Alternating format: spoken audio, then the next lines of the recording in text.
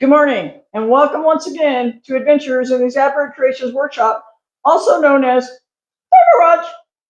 Hey, you guys want to build something today? Guess what? Saw a picture, wanted to build it, taking you along. Saw this basic bird feeder. Super simple, made out of one cedar picket. Turned out pretty good.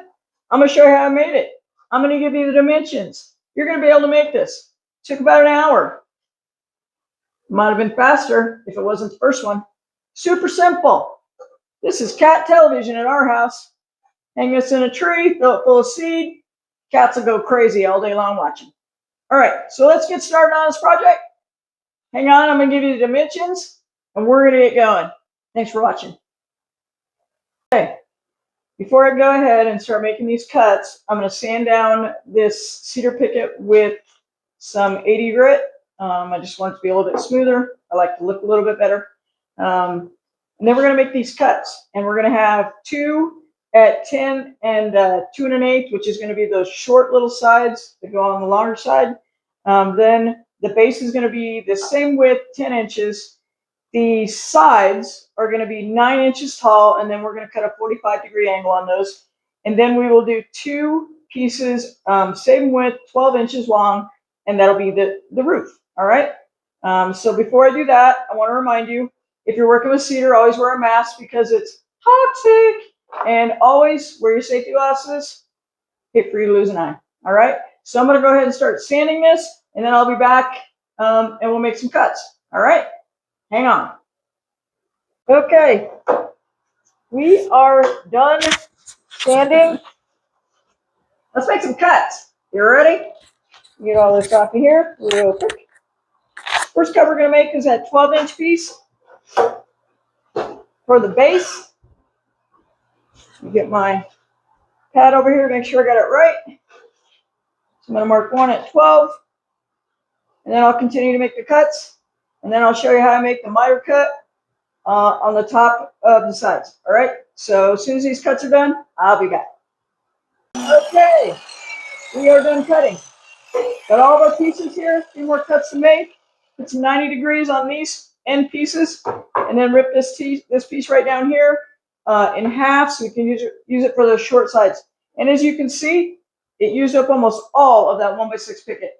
Nice little project, like I was saying before, for $5 or $6, depending on where you get your pickets. So let me get set up, and I'll show you how we're going to cut some 45 degrees on these pieces, and then we're going to rip this down the middle. All right, I'll be back. Okay, we're going to redirect. I thought this would be really easy, and maybe it is. Maybe I'm just not very smart or good with angles. But this does need to be a 45-degree angle. So what I did is mark halfway, center, on this picket. Then I got my framing square. Here, put it at 45 degrees and made a mark. I'm gonna need to do it on both sides because when I go to my table saw, I'm gonna have to flip it. So that's how I did that. I'm gonna cut this and then we'll be back. All right, so hang on. So we have our angles cut and the side pieces ripped down. And before we go any further, let me tell you, this is a project that I saw a picture of and kind of guessed on the dimensions. So in all reality, this base piece that I thought was going to be 12 inches, but had a math, I would have figured out that would be too long, is actually, I ended up cutting it again, measure 5 times, cut 6, and ended up cutting this at 11 1/8. So you'll have to make adjustments. So what I'm going to do next is measure down 1 inch or 2 here, drill a hole, and put some sisal rope through it to hang it, and then we are about ready to assemble. All right, so let me get that done, and we'll try to figure out how to assemble this. All right, so hang on. Okay, I'm ready for the challenge. We're trying to figure out how to assemble this project. So what I did with this first piece, took a little bit of wood glue, put it on the bottom, shot some nails in it. So I'm going to do the same thing on this piece right here, a little bit of wood glue. I'm going to just go with the nails and the glue And if it seems like it's not very stable, then I'll come back and shoot some pre-drill and shoot some screws in it. I'm going to get this lined up, make sure that I have the right spacing, these end pieces, so that everything lines up nice and neat. Push that over a little bit.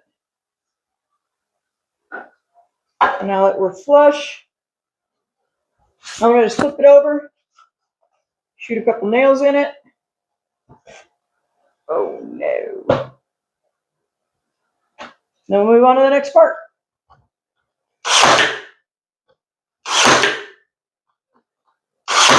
Like so. All right, that'll work.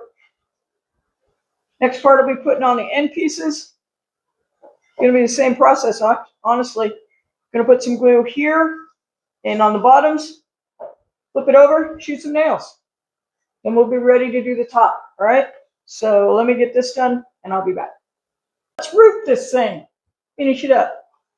So the original design or picture I saw had the roof meeting at the peak like this, which would allow for water to build up or to drip into the birdhouse. So what I did was I took the width of this and I cut it off of this piece so that when I assemble it, it'll be like this and the sides will be even.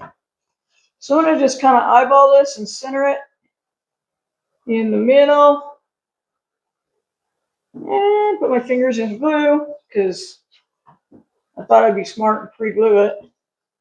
Didn't work to my advantage, did it? Just going to hold this, shoot a nail, level this out, even it up, shoot another nail, right? And we're going to flip it around. I'm going to put some glue on this piece right here because that other piece is going to match up with that. Just going to put a little glue there.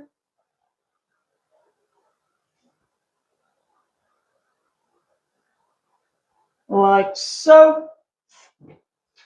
Take this piece. And as you can see, these cedar pickets are warped. You can get better cedar for this, but this definitely has a warp in it.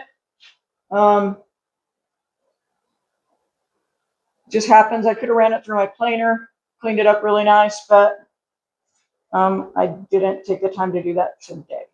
If I was building a cedar box or something, I would do something a little nicer.